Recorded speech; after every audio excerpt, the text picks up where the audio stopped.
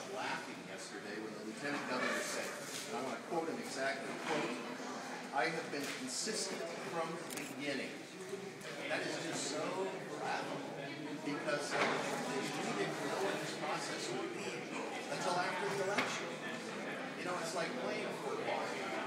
And when the score is done at the end, the refs walk up and say, you know what we're really going to do here is we're going to count some of those touchdowns where the receivers were out of bounds and change the score at the end of the game. It's just not right. Wouldn't be right in football, and it's definitely not right in baseball. So today, I'm going to suggest a standard that we can all agree on. And this is it, right here. This is a standard that Lisa Murkowski spent millions of dollars asking people to write in. This is a standard that she printed cards with. This is the standard that she printed elite armbands with.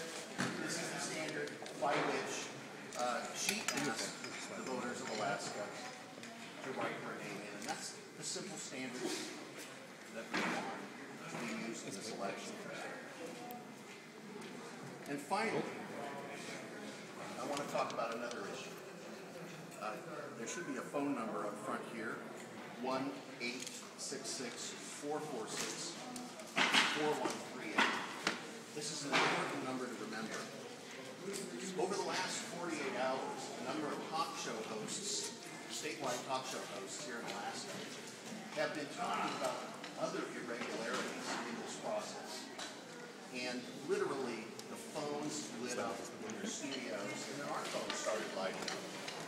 And there have been serious allegations of fraud, allegations of voter intimidation, voter bullying, and to facilitate the collection of this material for law enforcement, we have set up a special voter fraud hotline. Let me just give you that number again, 1-866-446-4138. We encourage people that have been bullied themselves.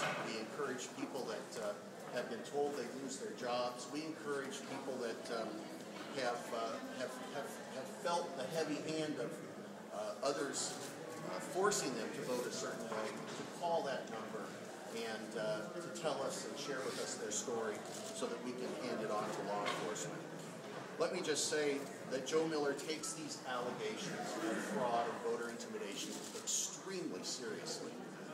And, you know, in the past, they've been kind of swept under the rug. The Democratic Party sued in 2006, and there has been other litigation over the voting irregularities that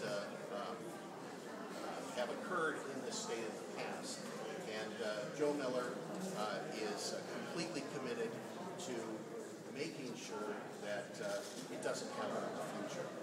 And finally, for that reason, we're going to be going into state court tomorrow asking for the list of voters, where we're going to do a complete and full audit and make sure that the ballots counted in each precinct actually number with the people that signed on the voter rolls.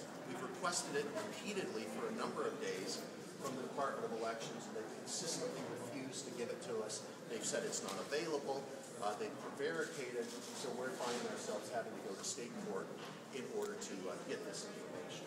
But we're going to get it, and we're going to fight this battle, and we are not going to be cowed by the intimidation of the people that have been running this state for decades, running it as a personal fiefdom.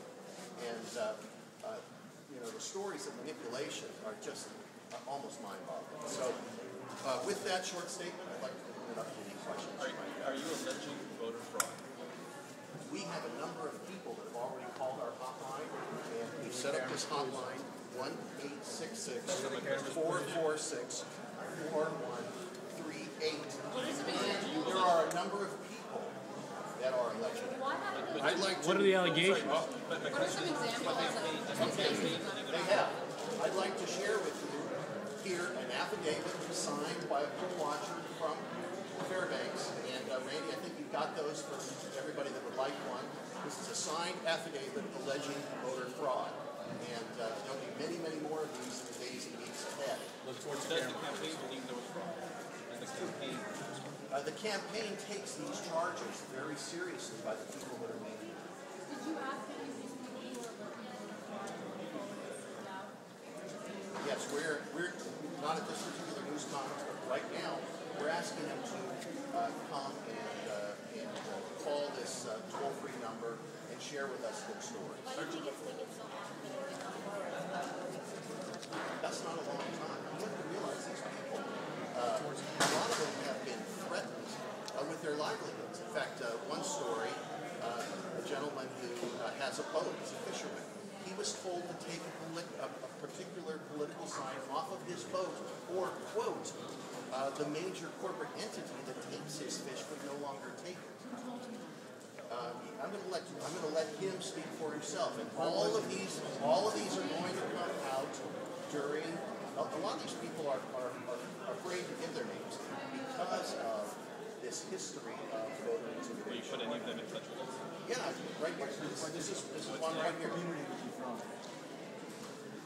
I'm not going to go any deeper into it, but to say that we really encourage people to call 1-866-446-4138 if they have any cases of this happening inside their communities.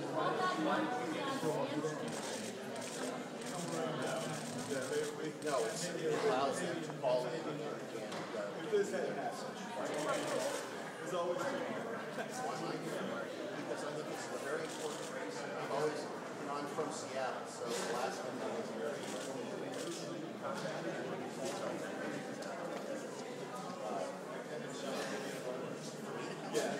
I mean, they put a call out to volunteers all over the country, and I'm a well-known conservative activist. You said you're a volunteer strategist. You guys? Helping them with strategy. Were you helping before the election? No, I want to be very clear. Answer towards the camera. I want to be very clear. A number of people have made allegations, including this affidavit. Okay? And we're asking others that may feel the same way to step forward. We're encouraging people to step forward, and during the days following, we believe that more information will come out in these cases, and we're going to work to facilitate that. I don't know the answer to that question. How many have you heard from? Or the talk show host Well, it wasn't Fagan anyway. Oh, Fagan was one, but actually the one that had the most reaction was Shannon Moore, who's heard in a lot of the outlying and native communities because she's looking at a number of allegations from inside those native communities of huge oppression of local police and housing. That may explain why many of these communities that traditionally have voted heavily Democratic, all of a sudden in this election cycle voted heavily for a Republican. What do you expect? Some examples of what the vendor takes them. You can't see us over. We will be working. It seems almost as though the campaign is raising the specter fraud without actually taking that very big step of alleged fraud. We're saying others have alleged fraud, and we take their charges very seriously. I gave you one name right here. I gave you a signed affidavit. What are you expecting to find when you get the numbers matching the courts and the voter rolls? There's been a lot of problems in the past. In 2006, if you go and look at the suit that the Democrats filed at that time, one of the things that they found at that time, there were precincts that reported more than 100% voter turnout. And so one of the things we want to do is audit those so that we make sure there's been no manipulation of the process. Do you feel like there has been? That's right, John. We believe there may have been. And we Based on what? based on prior history of it happening. On this election, what makes you think that there was some sort of voter suppression? Or In particular, the low voter turnout and what we thought would be a very intense year. Almost everyone was amazed at how low the voter turnout was in this race. It was unreasonably low, and so as a result of that, we believe that some voter suppression. any evidence of that? Just statistically. You had mentioned voters and make sure that can you give us an Accurately voted and that there was no fraud. We will in the days ahead, and we're going to go to court tomorrow. Let's talk about the numbers. So far,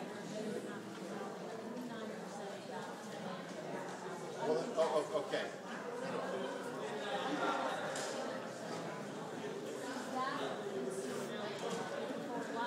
Absolutely not. Absolutely not. Absolutely not.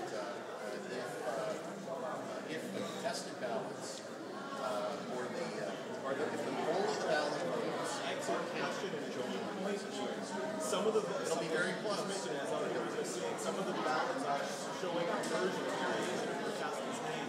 In some cases, the election officials here are counting them as samples for the castle, and they're being challenged on the campaign.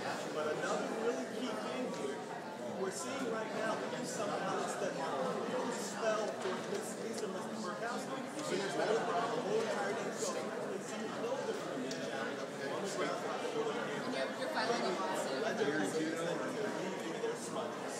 You're filing suit against the division of elections. Is that?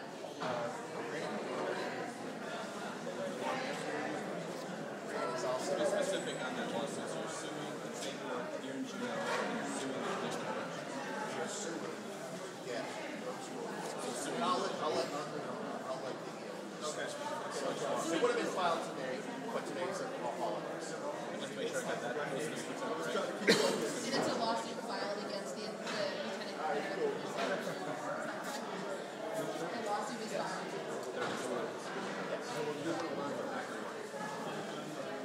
we want to make sure that the voter roll